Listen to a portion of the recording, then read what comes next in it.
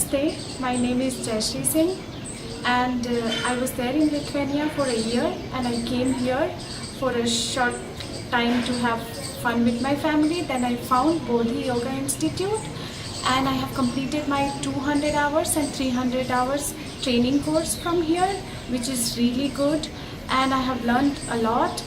And for being a teacher, I was required some skills which I have obtained it from here and I will be delivering in my future also. And it is a very fun place, asanas, meditations, everything all together, and it is really enjoyable place.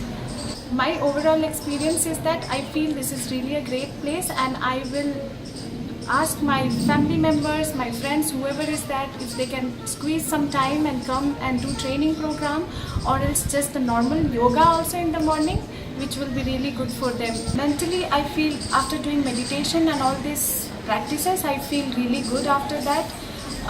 Initially you react so much, but after doing this you get a thought process in your brain.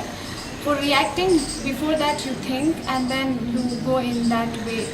I feel that after doing this, mentally and physically you are feeling that you are improving on your physical aspects, and you feel light.